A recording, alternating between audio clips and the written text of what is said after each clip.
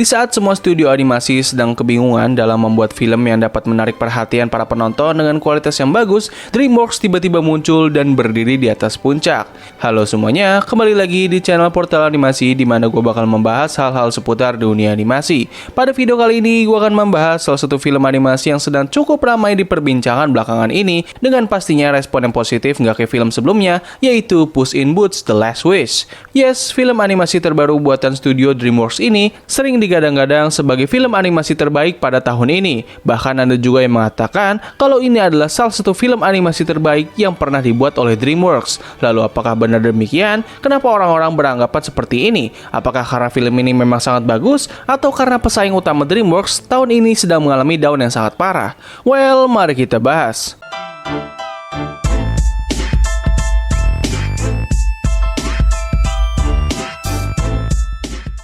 Puss in Boots: The Last Wish merupakan sequel atau kelanjutan dari film sebelumnya yang berjudul Puss in Boots, yang mana film tersebut merupakan spin-off dari film animasi legend buatan DreamWorks, yaitu Shrek franchise. Pada seri kedua ini, kita akan disajikan dengan kisah sang legenda anti-hero Puss in Boots yang sedang mengalami masa krisis akhir hidupnya, di mana kini ia hanya memiliki satu nyawa saja yang tersisa setelah sebelum-sebelumnya ia selalu membuang 8 nyawanya secara sia-sia.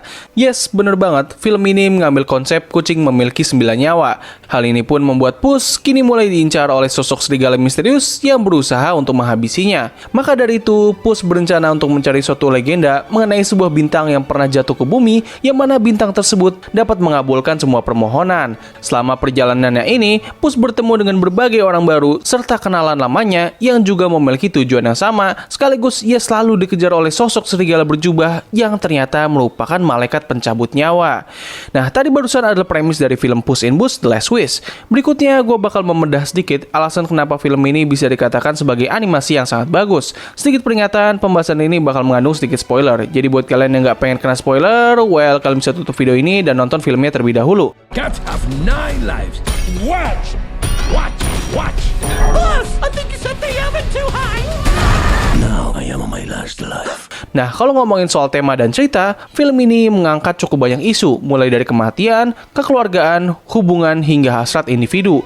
Untuk sebuah film yang hanya berdurasi 1 jam 40 menit, film ini memiliki cukup banyak tema yang harus diangkat, tapi itu semua dieksekusi dengan sangat bagus dan rapi. Semua isu tersebut berasal dari berbagai karakter yang berbeda, namun pada akhir film, itu semua dapat disatukan menjadi suatu konklusi cerita yang luar biasa. Kalau dari aspek karakter, film ini berhasil mengeksekusi semua karakternya dengan sangat bagus. Puss yang merupakan karakter utama di film ini memiliki konflik yang lebih kaya ketimbang film sebelumnya. Gue sangat suka sih dengan pemilihan tema kematian yang difokuskan kepada karakter Puss di film ini. Walaupun ini merupakan film yang menceritakan karakter Puss in Boots, namun film ini gak hanya berfokus pada karakter utamanya saja. Beberapa karakter sampingan yang dihadirkan juga mendapatkan porsi yang sangat pas. Gue pribadi sangat impress dengan film ini yang mampu menyempurnakan hampir semua karakternya dalam durasi yang gak terlalu panjang. Mereka semua diberikan motif dan background yang membuat gue sebagai penonton dapat berinvestasi hati kepada mereka. Kayak seriusan, gue beneran jarang banget nemu sebuah film yang mampu membuat semua karakternya terasa sangat mudah disukai. Bahkan villain utamanya yang bernama Jack Horner mungkin buat beberapa orang bakal kurang suka atau bahkan benci sama dia. Tapi gue pribadi beneran suka banget sama nih karakter. Selain itu, karakter sampingan lain seperti Goldilocks dan keluarga beruangnya juga memiliki fokus cerita yang sangat bagus. Kehadiran mereka nggak terkesan kayak cuman buat ngeramein film ini aja, tapi kehadiran mereka juga memiliki andil yang sangat besar pada keseluruhan film ini.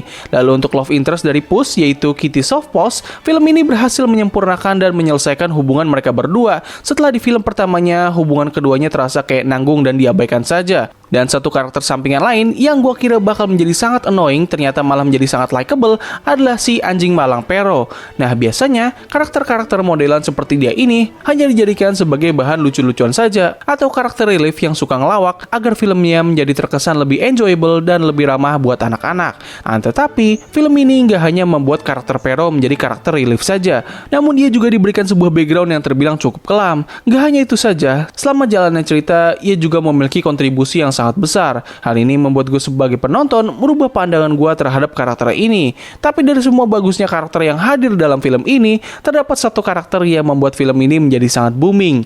Yap, siapa lagi kalau bukan The Big Bad Wolf, aka The Death itself. You are no bounty hunter. You are death. Nah, rencananya gue bakal membuat video pembahasan yang terpisah mengenai karakter yang satu ini, jadi mohon ditunggu ya. Satu aspek lain yang pengen gue bahas dari film ini adalah dari animasinya. Yes, film ini nggak menggunakan style 3 dimensi yang biasa aja, tapi film ini menggunakan gaya animasi yang hampir sama persis dengan film Into the Spider-Verse dan serial Arcane. Dikarenakan film ini memiliki cukup banyak adegan action, pemilihan gaya animasi seperti ini membuat film Puss in Boots: The Last Wish menjadi semakin spektakuler. Buat kalian yang udah nonton filmnya, gue yakin kalian semua pasti setuju kalau ini adalah film animasi dengan adegan action terbaik setelah film Into the Spider-Verse. Kayak seriusan, adegan pertarungan tuh epic banget. Apalagi di pembukaan film ketika Puss melawan seorang giant, itu tuh udah kayak anime Attack on Titan. Ya, gue harap kedepannya penggunaan gaya animasi ini bisa diperbanyak lah gitu, biar animasi CGI nggak terkesan monoton aja. Soalnya gue liat kebanyakan animasi CGI sekarang tuh berusaha membuat visualnya menjadi semakin realistis ketimbang membuat visual yang unik dan juga indah. Fear me if you dare. Nah, tadi barusan adalah aspek-aspek internal yang membuat film ini bisa dikatakan sebagai film animasi yang sangat bagus. Lalu bagaimana dengan aspek eksternalnya? Yap, yang gue maksud adalah pesaing utama mereka, yaitu Disney Pixar, kini sedang mengalami penurunan kualitas. Emang gak bisa dipungkiri kalau tahun ini, Disney dan Pixar sedang mengalami kejatuhan yang cukup hebat. Kenapa hal ini bisa terjadi? Well, mungkin beberapa dari kalian pasti berpikir kalau ini disebabkan oleh isu propaganda. Sebenarnya sih nggak cuma itu saja. Kebanyakan film-film Disney dan Pixar tahun ini terlalu mengandalkan gimmick SJW. Kebanyakan dari mereka terlalu berfokus pada aspek diversity atau perwakilan dari film mereka. Kayak karakter ini merupakan perwakilan dari kaum pelangi, karakter ini merupakan perwakilan dari black people, ataupun karakter ini merupakan perwakilan dari strong woman. Mereka terlalu berfokus pada aspek tersebut sampai lupa ke aspek yang lain. Hasilnya ya lu bisa lihat aja sendiri. Beda halnya dengan DreamWorks, mereka tuh nggak perlu gitu memakai gimmick-gimmick begituan. Fokus aja ke aspek cerita, karakter, visual, animasi, dan juga scoring. Udah dengan gitu aja, mereka bisa membuat film yang jauh di atas film-film yang dibuat oleh Disney Pixar belakangan ini. Jadi intinya, kehadiran film Puss in Boots: The Last Wish bisa menjadi contoh bagi Disney dan Pixar dan para studio animasi lain untuk nggak terlalu berfokus pada aspek lain di luar 5 aspek yang sebelumnya sudah gue sebutkan. Kalau emang lu pengen nambahin gimmick, ya setidaknya jangan jadikan itu sebagai fokus utama dari film lu. Apalagi sampai dijadikan promosi utama dari iklan filmnya. Jangan pikir orang-orang bakal merasa kayak, wah karakter ini mirip sama aku nih, aku merasa relatable banget. Percayalah, kalau Disney dan Pixar terus melakukan hal ini, gue yakin mereka berdua pasti bakal hancur cepat atau lambat. Karena yang mereka fokuskan adalah ego mereka sendiri.